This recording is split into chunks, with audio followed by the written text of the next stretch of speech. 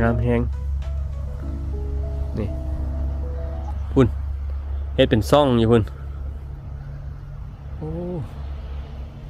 บอกเลยว่างามแฮง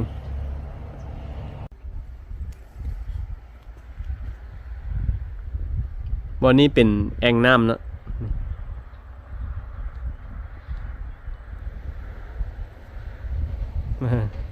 เป็น